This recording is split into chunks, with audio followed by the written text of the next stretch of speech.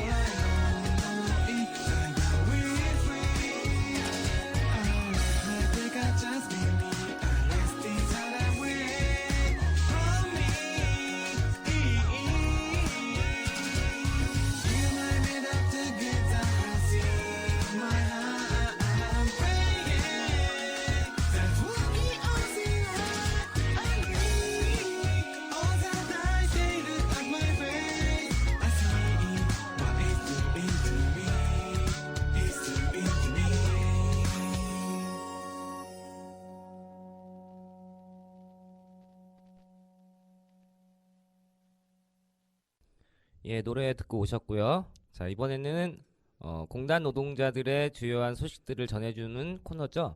월담과 함께하는 공단 뉴스 시간입니다. 월담 노조 이미숙님 모셨습니다. 어서 오세요. 네, 안녕하세요. 이미숙입니다. 네, 네. 미숙님. 네. 오늘따라 마이크가 겹치네요. 음, 제가 얘기하고 나서 답해 주시죠. 그래요. 알겠어요. 뭐 요새 좀 재밌는 일 없나요? 없어요. 인생이 건조해서. 아, 네. 네. 아, 그래도 좀 약간 개인적인 얘기들 좀 나눠보면서 오늘 공단 뉴스를 시작하면 좋을 것 같아서 그랬는데 네. 다음에는 좀 뭐 재밌는 이야기도 한가득 좀 들고 와주세요. 그러게요. 이렇게 일부러라도 좀 이렇게 만들어서 재밌는 얘기를 가져오도록 하겠습니다. 예, 좀 예. 챙겨주십시오. 죄송해요. 자, 그러면 뭐 공단 뉴스 시작해 볼까요? 네. 예, 오늘 첫 번째 소식은 뭐죠? 네. 오늘 첫 번째 소식은 선거 이야기 좀 해보려고 합니다. 아, 네. 네, 지난 공단 뉴스에서도 5인 미만 사업장 노동자들의 투표할 권리 뭐 이런 얘기 전해드린 바 있는데요. 네. 오늘은 조금 다른 시점에서 또 선거 얘기를 또 해볼까 해요.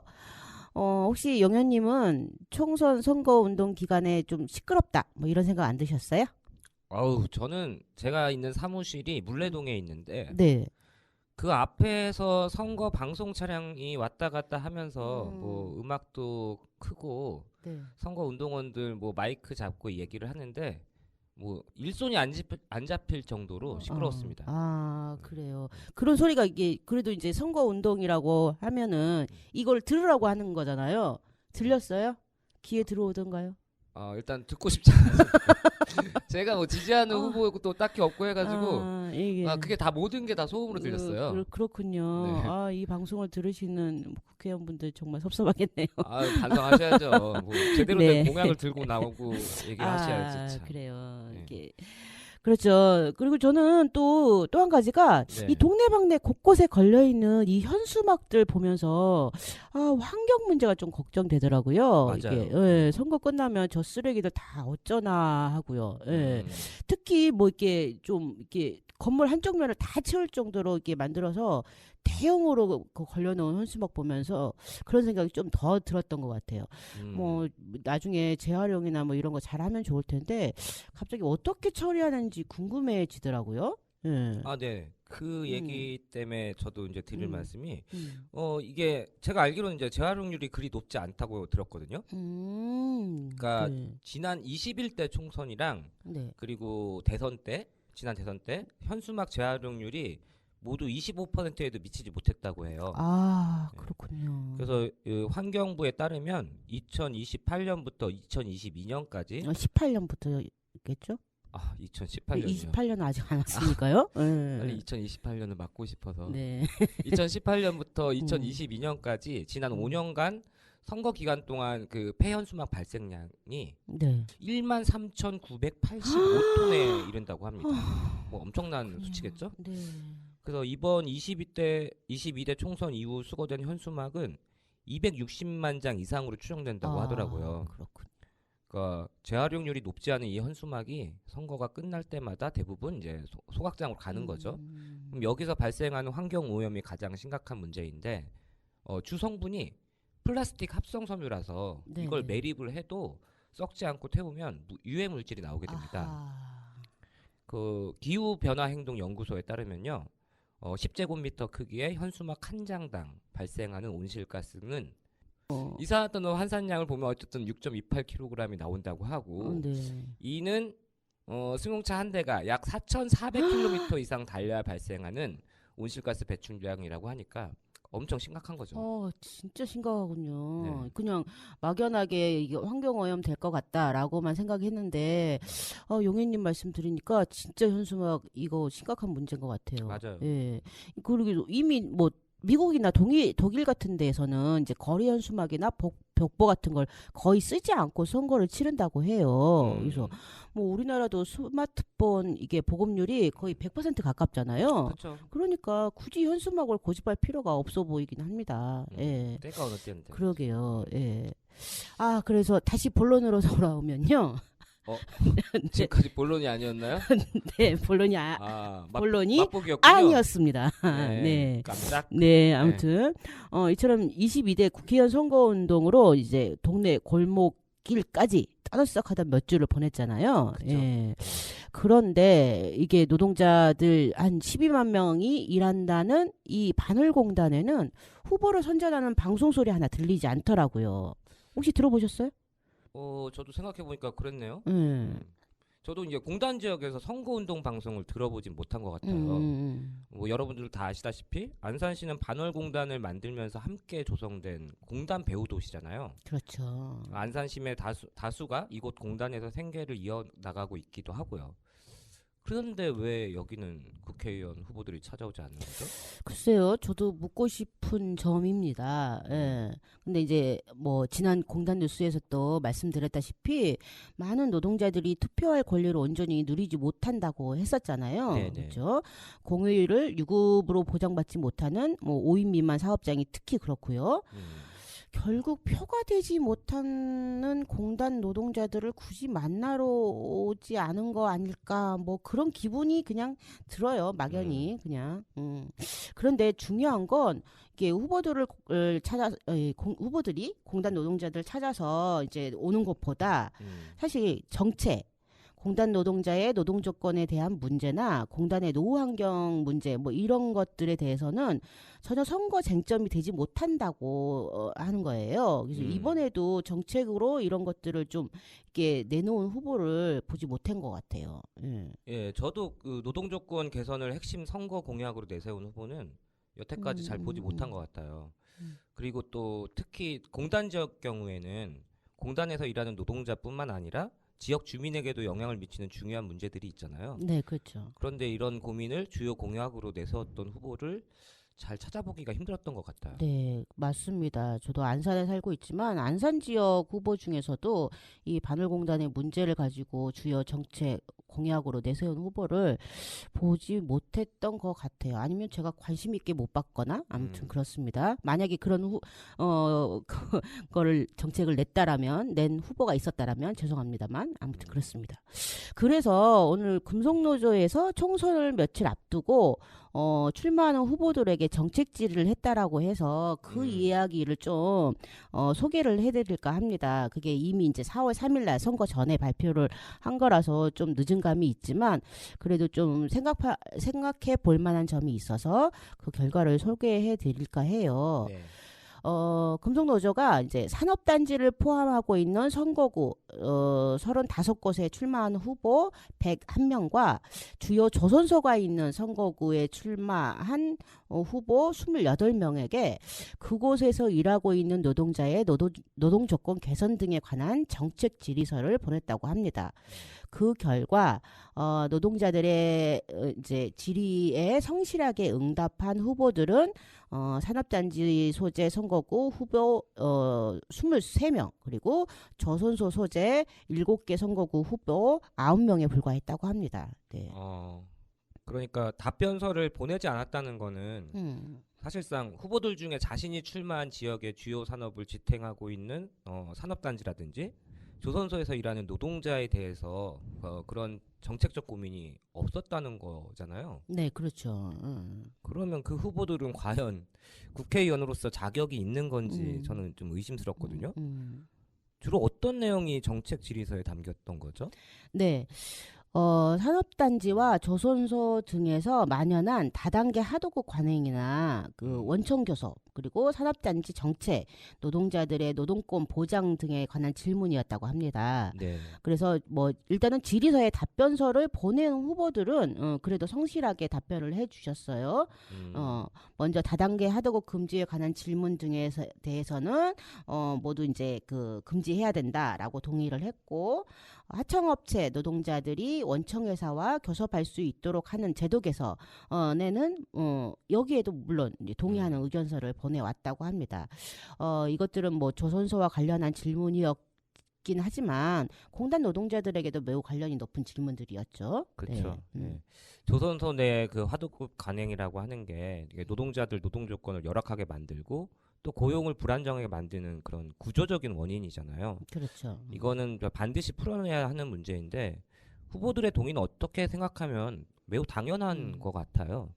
그리고 이제 실제 하청 노동자들의 노동 조건에 그 결정적인 영향을 미치는 원청과의 교섭을 보장하는 것도 역시 중요한 문제고요. 네, 그렇죠.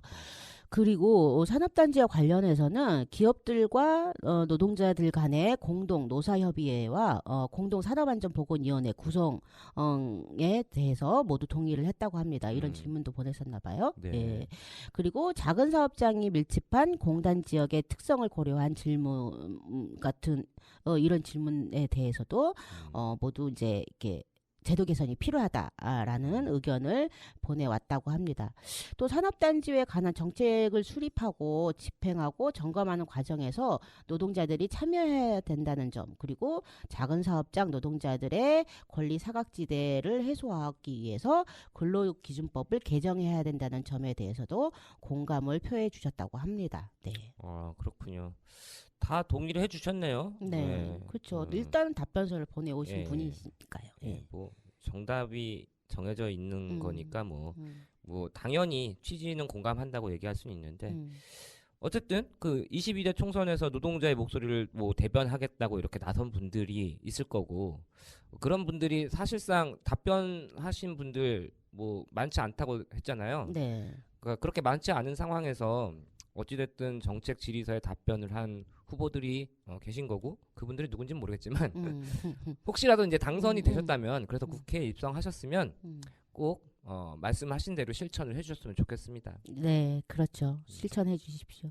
그리고 무엇보다도 이번에 그 금속노조에서 질문한 제도 개선 안들은 법이나 정책의 변화가 필요한 부분들이기 때문에 국회의원들의 역할도 중요하죠. 예, 그리고 그들을 움직이게 하는 것 또한 노동자들의 그런 단결된 힘과 일치된 목소리인 것 같습니다.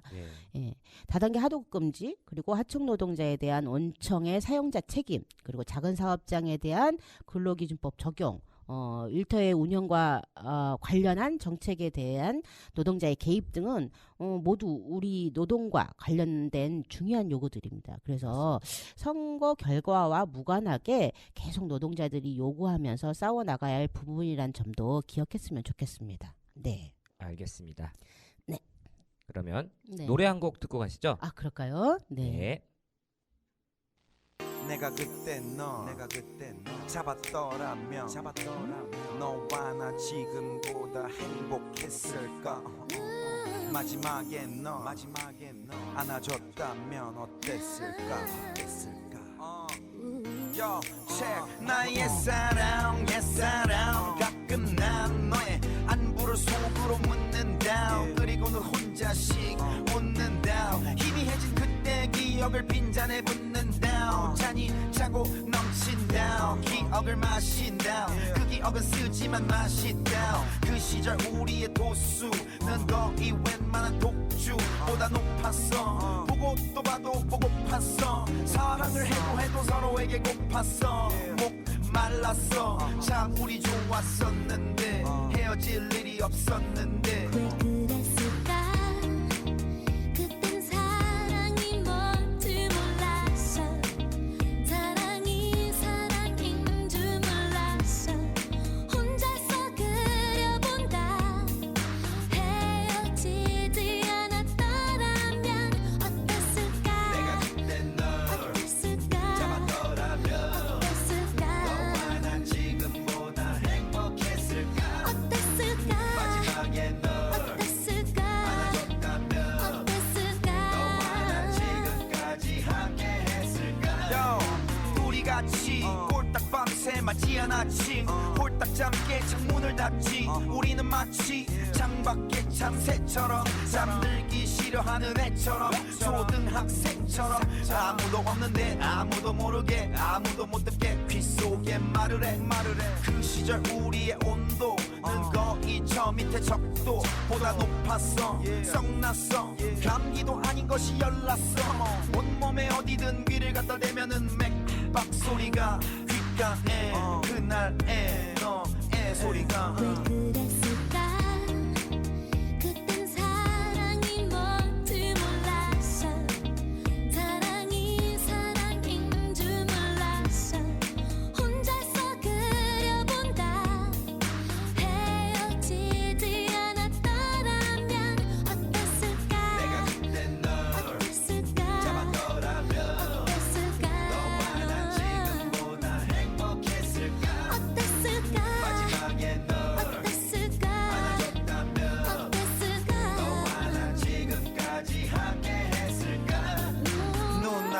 살진 않지만 눈 감으면 살고 있다른 사람 품 안에서 같은 추억하면서 어땠을까 내 곁에 있진 않지만 내 몸이 기억하고 있다른 사람 품 안에서 같은 추억하면서 어땠을까 왜 그랬을까 그땐 사랑이 뭔지 몰랐어 사랑이 사랑인 줄 몰랐어 혼자서 그려본다 헤어지지 않았더라면 어땠을까 내가 그때 널 어땠을까 잡았더라면 어땠을까 지금보다 행복했을까 어땠을까 마지막에 널 어땠을까 안아줬다면 어땠을까 나 지금까지 함께 했을까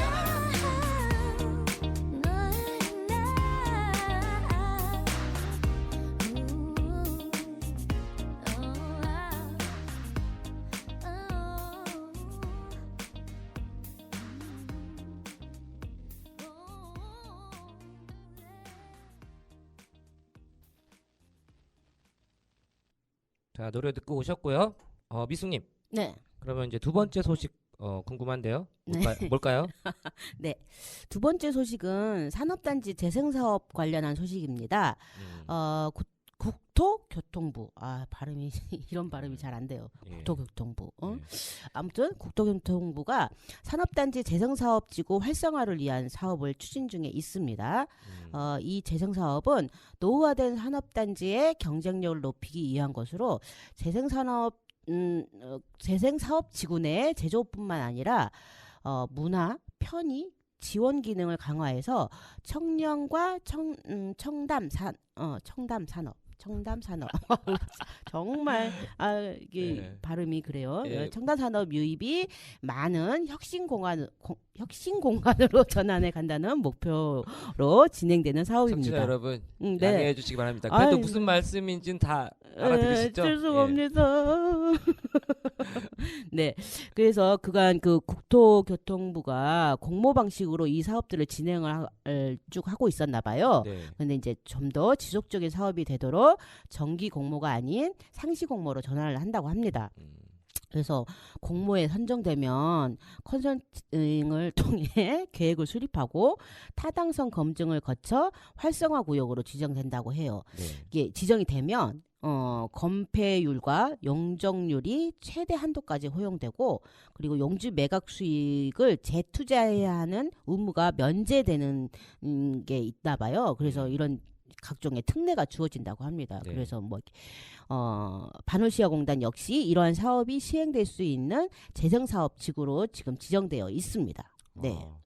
이게 지난 공단 뉴스에서도 몇 차례 그 노후 산업단지 개선 사업에 대해서 소개해드린 적이 있었잖아요. 그렇죠. 예. 그러니까 산업단지에 뭔가 편의의 요소를 더하고 뭐 깨끗함이라는 이미지를 만들고 문화시설을 확충해서 뭐 청년 친화적인 공간으로 만들겠다는 그런 정책은 지난번에도 계속 쭉 정부의 산업단지 정책에서 종종 언급이 되었던 것이기도 하잖아요. 네.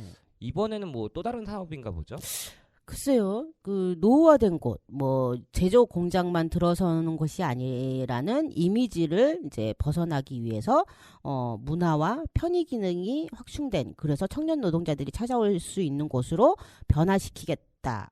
이런 내용들은 기존에 진행했던 그 산업자원부에서도 진행하는 구조고도화 사업이나 산단 대기조 사업과 비슷해 보입니다. 네. 맞습니다. 예. 계속해서 몇 번 얘기를 공단 뉴스에서도 다룬 적이 있었죠. 예. 그러니까요. 그러니까 얼마 전에 산업자원부와 한국산업단지공단에서 진행하는 그 지원 공모 사업에 안산시가 선정돼서 네. 200억 원인가요? 네. 이렇게 지원받아서 청년 문화센터를 추진한다는 소식도 들었거든요. 네.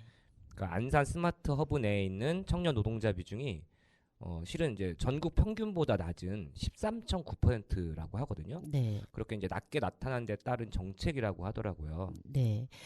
그래요. 산업단지의 문화 등을 더해서 이미지를 탈바꿈한다는 이런 사업은 이게 국토부나 산자부, 문체부 등이 이제 협력해서 하는 사업이라고 해요. 그래서 그런지 같은 듯 다르고 다른 듯 같은 내용의 이제 사업들이 계속 발표되고 있는 것 같기도 합니다. 네. 그래서 올담에서 이런 소식 전할 때마다 늘 하는 얘기지만 이런 사업을 통해 우리가 일하고 있는 산업단지를 좀 더 깨끗하게 뭐 만들고 활발해진다면 더 좋을 것 같긴 합니다. 그런데 한편으로는 산업단지가 어떤 공간인지에 대해서 한 번 더 생각해 보게 되죠. 네. 예. 산업단지는 산업활동을 수행하기 위한 공간입니다. 그래서 제조업 공장들을 한데 모아 그 효과를 얻기 위한 곳이고 제조업이 우리 산업에서 차지하는 중요도를 보여주는 공간이기도 하죠. 네. 그런데 산업단지의 본래 의미보다는 그 땅이 만들어내는 경제적 효과에 더 주목하는 시선이 많은 것 같습니다. 그래서 제조업 공장은 뭐 임대로 바뀌고 지식산업센터는 부동산 투자의 대상이 되어가고 있는 것이요. 맞아요. 그래서 문화시설, 지원시설이라는 명목으로 산업단지의 땅을 제조업 외의 목적으로 활용하는 시도가 계속 늘어나고 있는데 정부가 이를 적극적으로 이게 밀어주고 있는 거 아닌가라는 생각이 듭니다. 네. 그러니까 공모사업 지원에서 산업단지 노후화 개선과 뭐 산업위기 타파 뭐 이런 걸 강조했다고는 하는데 그 대안이 왜 그 청년 문화센터 조성인지는 사실 좀 의문이네요. 네. 그러니까 표면적인 이미지를 바꾸는 데 주력할 게 아니라 노후화된 시설을 개선하고 그래서 더 안전한 일터가 될 수 있도록 하면서 산업단지 본래 목적에 충실한 그런 변화는 불가능한 걸까요? 맞습니다. 예, 공단이라는 땅을 변화시키는 것에 이전에 네. 공단에 밀집한 제조업 작은 사업장에 대한 지원을 내실 있게 할 때 공단이 더 일할 만한 공간이 되지 않을까 생각을 해봅니다. 또한 일을 마치고 퇴근하기 바쁜데 이곳에 문화공간을 만드는 것이 정말 우선되어야 할 일인지도 의문이기도 해요. 더 짧은 시간을 일해도 충분한 여가를 누릴 수 있는 적정한 임금을 보장하고 그래서 일이 생활의 시간을 뭐 이렇게 침식하지 않을 때 그때서야 우리 문화를 제대로 바라볼 수 있게 되지 않을까라는 생각이 듭니다. 맞아요. 그러니까 문화적 삶이 일하는 삶과 양립한다는 건 그 공간만 뒤섞는다고 해서 되는 일은 아닐 겁니다. 그러니까 청년, 뭐 문화, 첨단이라는 이 듣기 좋은 말들만이 아니라 산업단지는 산업단지답게 키워가는 그런 정부 정책을 기대해 봅니다. 네. 자, 그러면 세 번째 소식 전해주시죠. 네, 세 번째 소식 전해드리겠습니다. 용현님, 혹시 네. 그 산재 카르텔 말 들어보셨어요?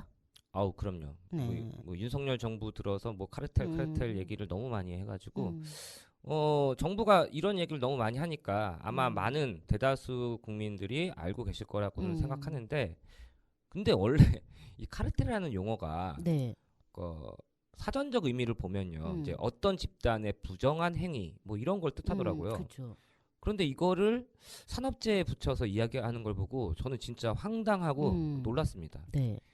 아마 이 방송 듣고 계시는 분들 중에 모르시는 분들이 혹여 계실 수도 있으니까 정부가 지금 얘기하는 산재 카르텔이라는 게 뭘 말하는지 좀 설명을 부탁드릴게요. 네, 한마디로 뭐 이게 산재 환자들 중에서 부정한 행위로 산재를 뭐 이렇게 하고 있다 뭐 이런 뜻인 것 같긴 한데 사실은 이 산재 카르텔은 지난해 10월 26일 조선일보에서 낸 기사를 계기로 시작되었습니다. 해당 언론사는 제목으로 산재보험금 6억 타낸 사지장애 환자 담배 떨어지자 휠체어에서 뻘떡 뭐 이런 제목의 온라인 기사를 다뤘다고 합니다. 네. 네, 기사에서는 나이롱 환자 과잉 진료를 받아온 것으로 의심되는 환자 등의 3명 사례를 보도가 되었는데요. 네. 그러자 같은 날 보도가 나간 그 같은 날 이주환 국민의힘 의원이 발빠르게 국정감사에서 이들의 사례를 거론하면서 고용노동부에 대대적인 감사를 요청을 했습니다. 이에 고용노동부는 국정감사 및 관련 언론 보도 등에서 지적된 일명 근로복지공단 산재 카르텔 문제 등과 관련해서 특정감사에 착수하기로 했다라고 밝혔습니다. 그러면서 지난해 11월부터 2개월간 이른바 산재 카르텔을 근절하겠다라고 하면서 산업재해보상보험법 특정감사를 실시를 했습니다. 네. 그런 과정이 있었네요. 네. 그런데 그 언론 보도에 등장한 이른바 나이롱 환자들은 네. 부정수급자인 것으로 실제 확인이 됐나요? 감사 착수의 시발점이 된 이 사례들은 결국 부정수급이 아닌 것으로 확인이 됐습니다.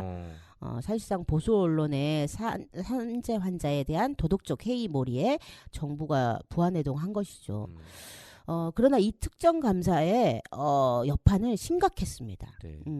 지난 한국노총이 지난 4월 그 산재 노동자 119명을 대상으로 조사를 했나 봐요. 네. 그래서 산재 노동자의 산재보험 적용 현황 및 실태 조사를 했고 그 결과를 좀 보니까 정부의 이러한 조치 이후에 산재 노동자의 36%가 부당한 산재 판정을 경험했다라고 합니다.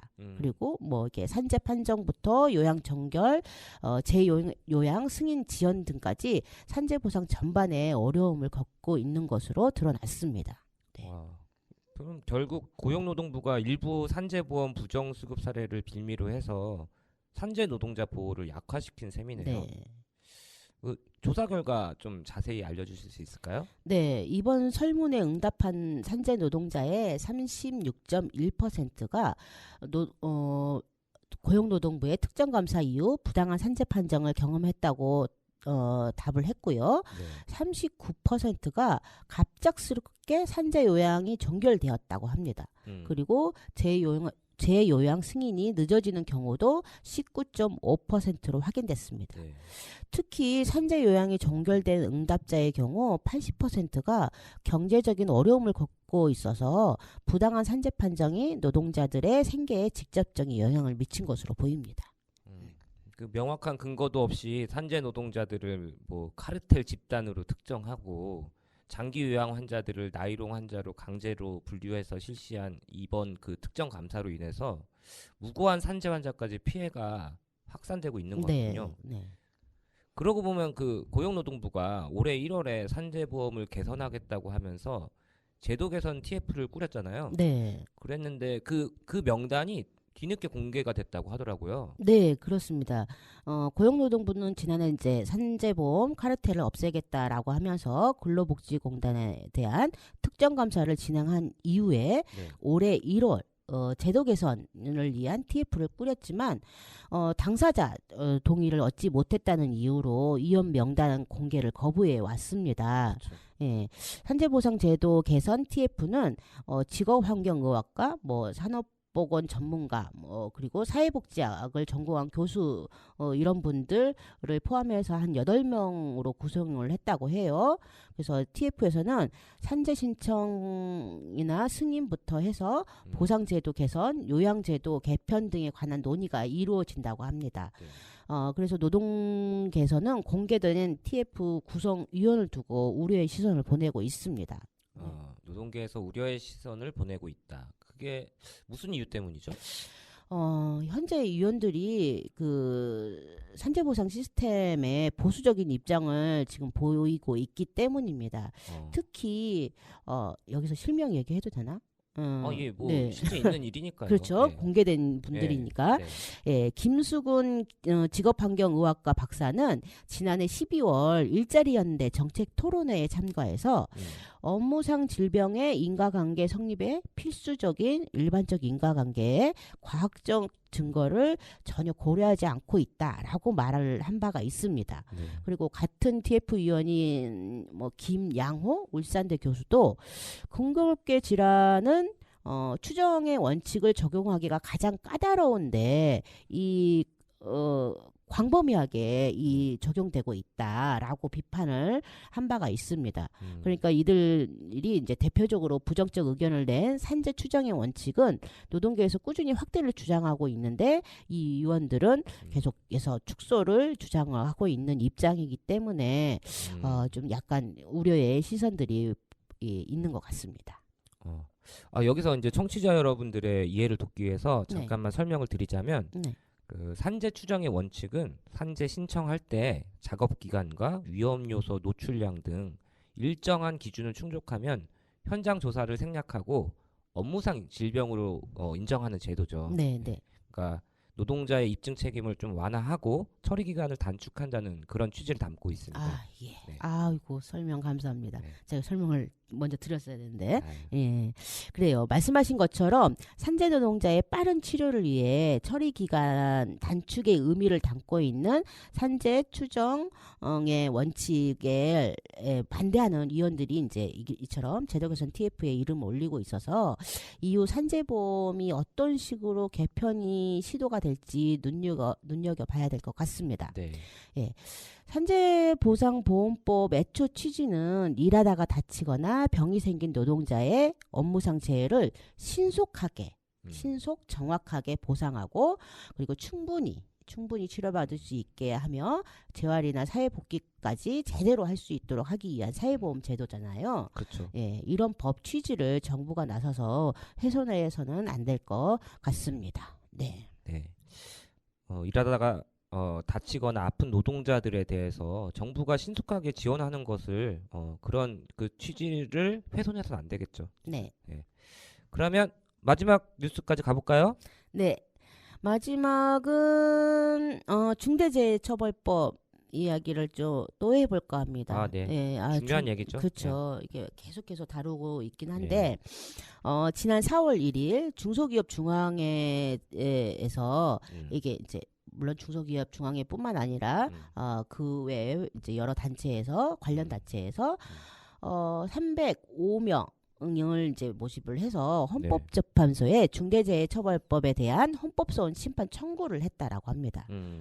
이게 50인 미만 사업장에 대한 중대재해처벌법 적용을 뭐 2년 더 유예해달라고 이 중소기업 중앙회 등에서는 꾸준히 요구를 했었잖아요. 네네. 근데 이런 요구가 받아들여지지 않자 이번에는 헌법소원을 낸 것입니다. 그래서 중소기업 중앙회는 헌법소원 심판 청구 당일 기자회견에서 이렇게 얘기를 했다고 해요. 네. 중대재해처벌법은 지나치게 광범위하고 불명확한 의무를 부과하면서도 그 책임에 비해 과도한 처벌을 규정해서 극도로 과중한 부담을 지우고 있다라고 말입니다. 네. 그 중대재해처벌법에 대해서 그 위헌 신청을 한 거는 작년 11월 3일에도 있었지 않나요? 네, 그렇죠. 당시에는 중대재해처벌법 1호 기소기업인 두성산업에서 신청한 위헌법률 심판 제청이었습니다. 당시 재판부는 사업주와 경영 책임자 등에 대한 안전보건 확보 의무나 처벌과 관련한 조항들이 명확성의 원칙이나 과잉금지 원칙 그리고 평등의 원칙에 위반되지 않는다고 판시하면서 위헌 심판 청구를 기각했습니다. 네. 아, 네, 그랬죠. 네.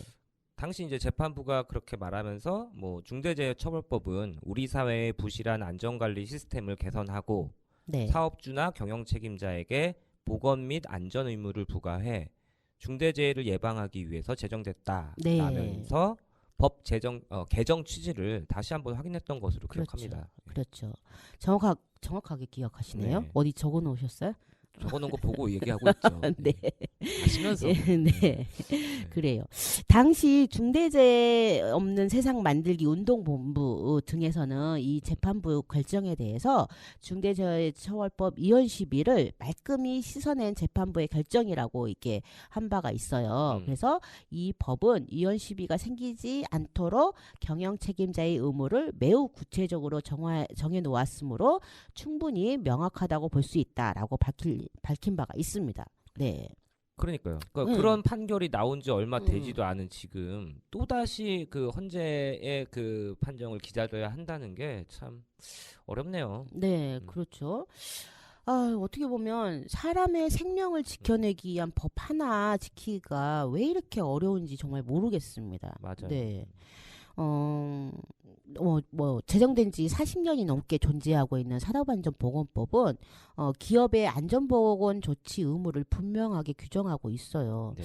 그런데 이를 지키지 않아 왔던 것들은 기업이고 그리고 노동자가 사망하거나 다쳐도 처벌을 받는 것은 사업주가 아니라 뭐 현장 관리자 몇 명뿐이거나 사실 이조차도 이루어지지 않은 경우가 더 많았잖아요. 훨씬 많았죠. 그렇죠. 그래서 중대재해처벌법은 경영의 최고 책임자에게 자신의 사업장에서 산업안전보건법이 잘 지켜질 수 있도록 기업 운영 시스템 전반을 개선하고 이것을 유지하라라고 책임을 부여한 것이잖아요. 그렇죠. 그런데 이마저도 싫다고 뭐 헌법소양까지 냈다라고 하니 참 그래요. 맞아, 어렵습니다. 예. 그래서 지금까지처럼 사람이 죽어도 책임지지 않겠다는 것이 사용자들의 일관된 입장 아닌가 이런 생각을 또 해보게 됩니다. 자본의 이윤보다 한 사람의 생명의 무거움이 기업 운영의 원칙이 되고 그리고 우리 사회의 소중한 가치가 되기를 바라봅니다. 네. 예. 말씀 고맙습니다. 네. 그 오늘 마지막 소식도 그렇고 그 직전에 산재보상보험법 그 개선 TF 소식도 마찬가지고 네. 뭐 정부나 뭐 기업이 하나같이 그 노동자들의 생명 목숨을 더 귀하게 여기는 것이 아니라 뭔가 기업의 이윤을 먼저 우선시하는 이런 네. 정책들로 일관하려고 하는 게 좀 답답하네요. 네. 그렇습니다. 네. 다음에는 좀 더 좋은 소식, 네. 반가운 소식들도 많이 들고 와주시기를 기대하면서 네. 오늘 미숙님은 보내드리도록 하겠습니다. 네. 네. 네, 소식 감사합니다. 네, 감사합니다. 이번에 함께 들으실 노래는 푸른 새벽의 봄이 오면입니다.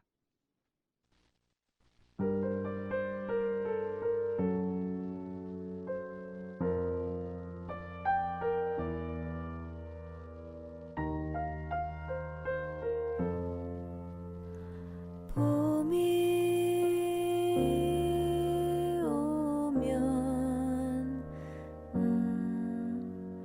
모두들 한 번쯤 뵙고 싶어요. 봄이 오면 놓아둘 꽃 있겠지요. 지금 이렇게 버티고 나면 그때 행복할까요? 삶은 조금씩 힘겨워져만 가는 걸 깨닫는 나이가 되고 난 가끔씩 울지 못해 웃어 보이고 가만히 고통을 껴안아요.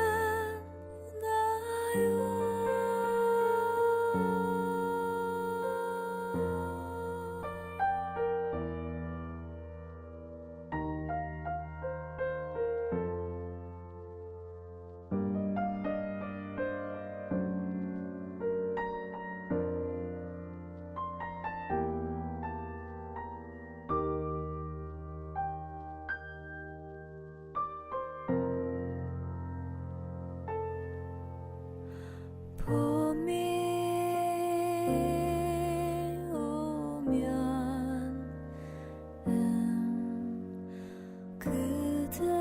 그대를 만나러 가고 싶어요.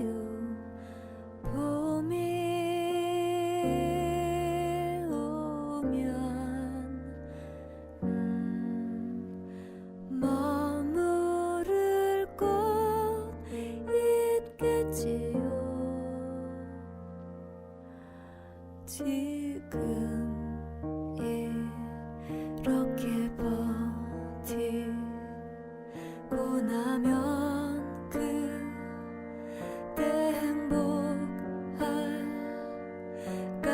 삶은 조금씩 힘겨워져만 가는 걸 깨닫는 나이가 되고 난 가끔씩 울지 못해 웃어 보이고 가만히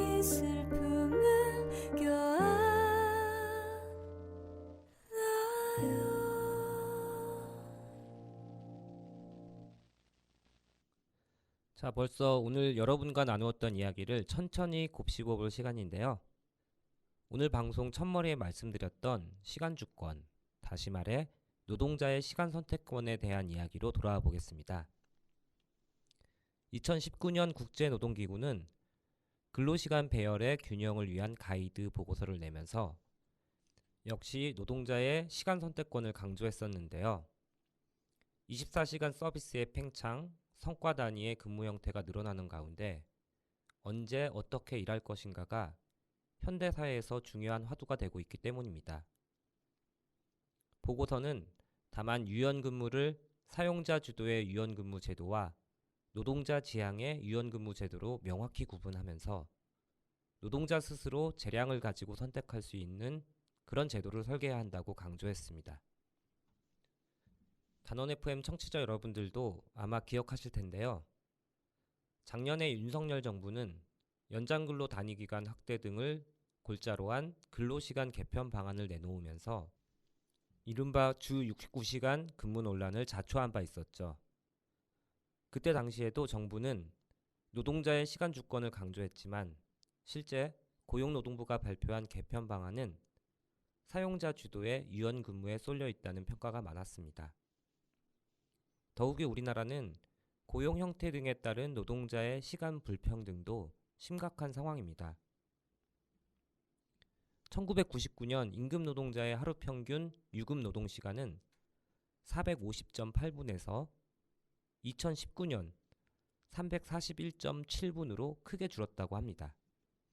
반면에 같은 기간 자영업자나 특수고용 노동자 등 비임금 노동자의 하루 총 노동 시간은 408.9분에서 357.8분으로 덜 줄었다고 하죠. 주 40시간 근무제와 주 최대 52시간 근무제 도입 등 제도적으로만 보면 노동시간이 지속적으로 줄어들긴 했지만 이런 제도에 사각지대에 있거나 불안정한 처지의 노동자일수록 노동시간 단축의 혜택을 받지 못했다는 뜻입니다. 여러분 한번 생각해 보시죠. 비정규직 노동자가 정규직 노동자보다 더 많은 연장 근로를 하는 이유가 뭘까요? 일단 임금 격차가 주 원인일 겁니다. 정규직보다 상대적으로 적은 임금을 받는 비정규직이라든지 특수고용직, 그리고 작은 사업장 노동자들은 더 많은 시간을 일해야만 생계를 유지할 수 있는 임금 수준을 확보할 수 있기 때문이죠.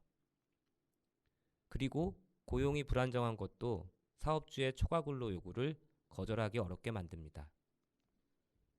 앞서 9to6 근무제에 대해서 살펴본 것처럼 노동시간은 작업장을 집단적으로 규율하고 통제하는 수단이기도 합니다. 그리고 또 노동시간은 여전히 많은 사업장에서 임금을 계산하는 가장 핵심적인 지표이기도 하죠. 노동자가 스스로 노동시간에 대한 통제권 혹은 선택권을 갖는다는 건 단지 출퇴근 시간을 언제로 정할 것인가에 국한된 문제가 아닐 겁니다.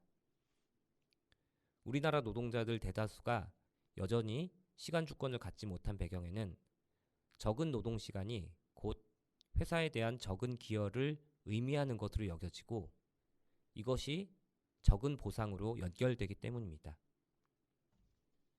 이처럼 사용자와 불균형한 힘의 관계 속에서 노동시간을 선택할 수 없는 노동자들에게 시간 주권은 여전히 그림의 떡으로만 남아있는데요. 그래서 마지막으로 청취자 여러분께 여쭤볼까 합니다. 여러분, 시차 출퇴근제를 비롯한 유연근무제가 워라밸에 정말 도움이 될까요? 이 질문에 답하기 위해서는 우선 노동자의 권리가 보장되는 구조가 그 안에 갖춰져 있는지 들여다봐야 합니다. 일하는 시간을 줄여도 생계가 위협받지 않는 적절한 소득 수준이 보장되는지, 유연한 근무 시간을 얻는 대신 성과 중심의 평가와 보상으로 쏠리는 것은 아닌지, 그래서 자율적인 출퇴근 시간 선택이 혹시 더 많은 연장, 야간 노동을 수반하지는 않는지 등등. 자칫 내가 자발적으로 선택했다고 믿는 시간에 대한 선택권이 결과적으로는 다른 권리와 맞바꾸어지고 또 나의 노동 조건을 오히려 더 악화시키는 방식으로 나아갈 수도 있다는 사실을 간과해선 안 될 것입니다. 88.7MHz 단원 FM 월담의 노동이 수다 41회 방송은 이것으로 마칠까 합니다. 지금까지 저는 임용현이었고요. 다음 주 이 시간에 다시 찾아뵙겠습니다. 고맙습니다.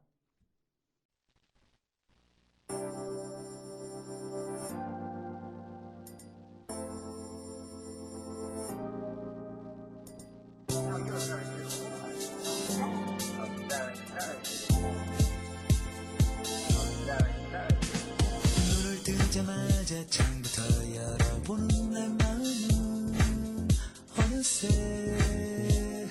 너와 걸을 길에 한가운 데가 있네. 어제 뉴스에서 봤던 내일의 날씨는 못 믿지. 너와의 소중한 만남 걸기에 높은 실패를 비가 적시는 너의 눈을 바라볼 때와 하얀 눈이 이끌리는 너를 감싸는 그때마다 너무 다른 너의 매력이란 건 나의 긴장을 풀 수 없게 만드는 걸. 하늘이 내 편이 돼주길 바래. 내 마음 전해주는 바람 보내주길.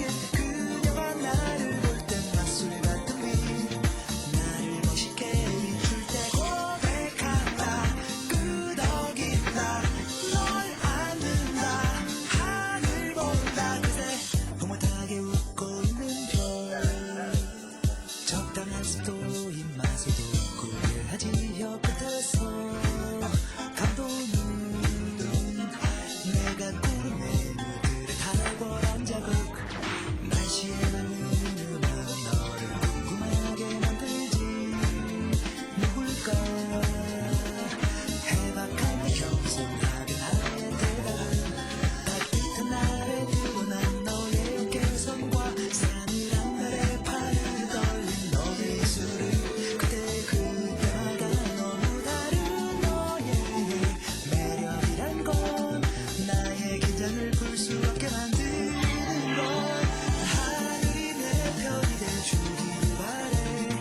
내 마음 전해주는 바람 보내주길. 그녀가 나를 볼 땐 맞술 같은 빛 나를 멋있게 비출 때 고백한다. 끄덕인다. 널 안는다. 하늘 본다. 그새 흐뭇하게 웃고 있는데.